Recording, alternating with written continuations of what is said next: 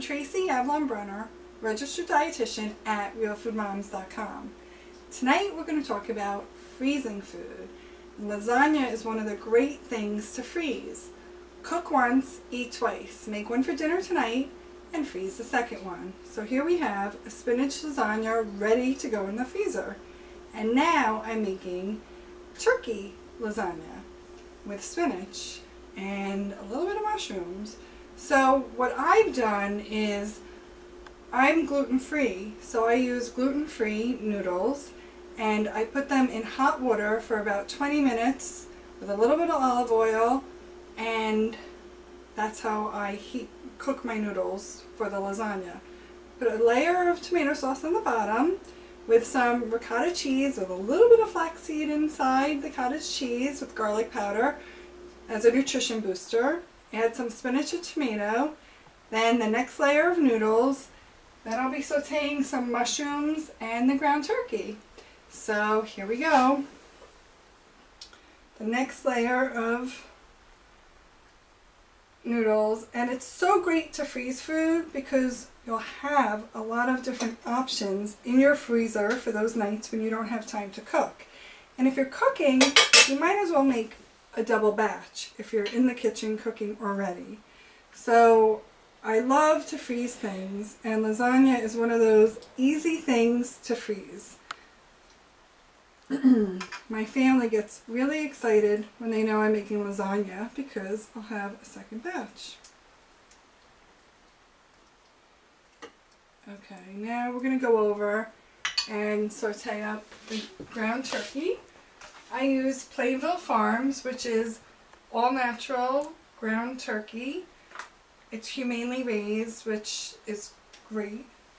No antibiotics or growth hormones. I'm going to start with the turkey.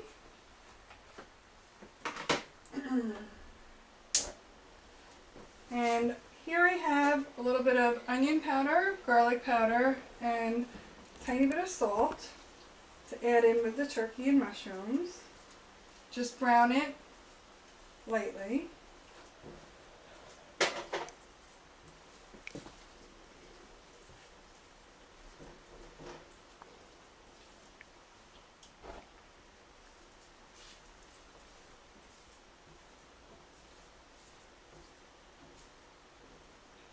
Add a little bit of olive oil to the ground turkey.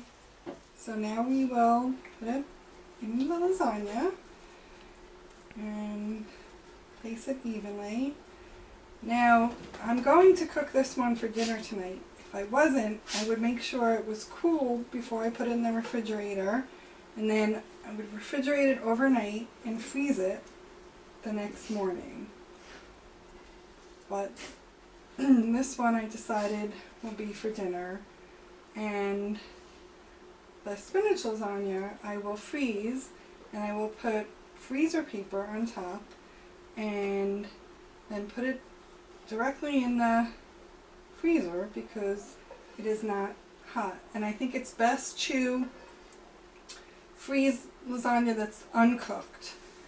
This way the quality of the lasagna is there. You don't have to worry about the cheese getting gummy or the noodles or anything, and then you go ahead and defrost it in the refrigerator and cook it the next day. Yeah.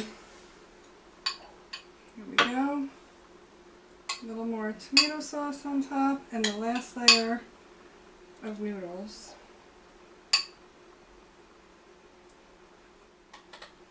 Okay, now we'll put some ricotta cheese on top. Now, this lasagna is not kosher.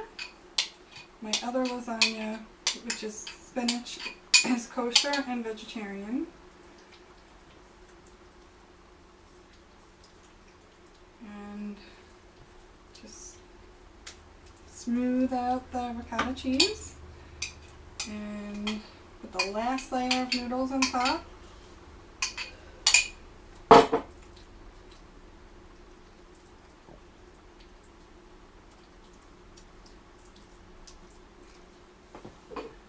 And then sauce, a little mozzarella cheese, and we're ready to put it in the oven. And then the second lasagna, I will get ready for the freezer. Now today there's some great glass containers that have covers on them, which make it really easy to freeze, and you don't have to worry about freezer burn. Because when you're freezing things, you really want to worry about freezer burn, so it's best to use freezer paper, which will hold back any moisture and vapors and prevent freezer burn as well. Because it's not fun to open up something you're looking forward to that's been in the freezer that has freezer burn on it. So here we go with a little bit of mozzarella cheese on top, and then we'll be ready to pop this in the oven for a delicious lasagna. My kids will be so excited. Okay, there we go.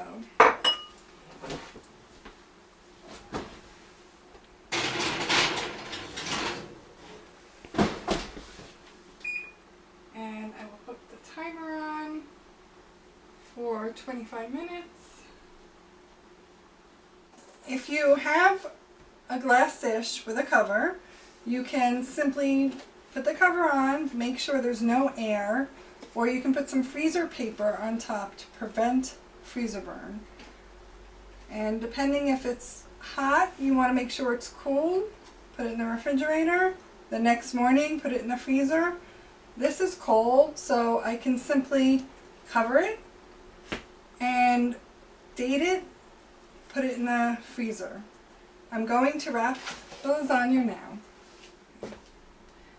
So now we're ready to put this lasagna in the freezer. It's all covered, labeled, and dated. Now this is cold, so it can go directly in the freezer. If you are freezing something that is warm, you want to cool it down and then put it in the refrigerator and freeze it the next day. It's also best to put it in the back of the freezer in the coldest area, and to rotate your freezer so you have the newer things in the back. Look for my blog on freezing foods on realfoodmoms.com.